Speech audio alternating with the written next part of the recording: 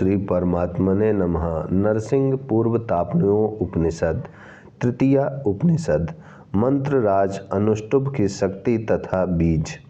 कहते हैं, देवताओं ने जिज्ञासा पूर्वक प्रजापति से कहा, भगवान नरसिंह के मंत्र राज अनुष्टुभ की शक्ति और बीज क्या है, यह हमें बताइए। तब उन सुप्रसिद्ध प्रजापति ने कहा, भगवान नरसिंह की शक्तिभूता जो यह माया है, निश्चय वही इस संपूर्ण जगत की रचना करती है, इस संपूर्ण जगत की रक्षा करती है तथा इस संपूर्ण जगत का संहार करती है। अतः इस माया को ही शक्ति जाने। जो इस माया रूप शक्ति को जानता है वह पाप से तर जाता है, वह मृत्यु से पार हो जाता है, वह संसार से भी तर जाता है तथा वह अमृत को भी प्राप्त कर लेता है। इस लोक में वह महती समृद्धि प्राप्त करता है। ब्रह्मवादी विचार करते हैं कि यह माया शक्ति ह्रस्व है या दीर्घ है अथवा प्लुप्त है। यदि ह्रस्व है तो इसे इस रूप में जानने से यह संपूर्ण पापों को दग्ध कर देती है और उपासक अमृत को प्राप्त होता है। यदि दीर्घ है तो इसे इस रूप में जानने से साधक महान ऐश्वर्य को प्राप्त होता है और अमृत तत्व को भी प्राप्त कर लेता है।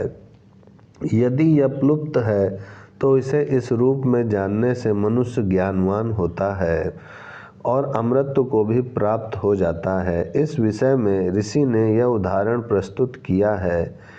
हे माया शक्ति रूप बिंदु युक्त स्वर, मैं सरल भाव का इच्छुक तथा संसार सिंधु से तरने के लिए प्रयत्नशील होकर साधन के लिए उपयोगी दीर्घ आयु प्राप्त करने के उद्देश्य से भगवान विष्णु की शक्ति, श्री देवी की, श्री लक्ष्मी जी की जो नरसिंह देव की शक्ति हैं, शंकर जी की शक्ति, पर्वतराज पुत्री अंबिका की, ब्रह्मा जी की शक्ति, सरस्वती देवी की, षष्ठ देवी स्कंद शक्ति की, इंद्रसेना नाम से प्रसिद्ध इंद्र शक्ति की तथा ब्रह्म प्राप्ति की कारणभूता एवं साकार रूप में प्रकट हुई विद्या शक्ति की शरण लेता हूँ।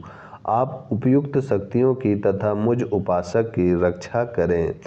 निश्चय ही संपूर्ण भूतों का यह आकाश ही परम आधार है। ये संपूर्ण भूत आकाश से ही उत्पन्न होते हैं। उत्पन्न होने पर आकाश से ही जीवन धारण करते हैं तथा मृत्यु होने पर आकाश में ही लीन हो जाते हैं। इसलिए आकाश को ही बीज सबका मूल कारण जाने। इस विषय में ऋषि मंत्र ने यह दृष्टांत रखा है।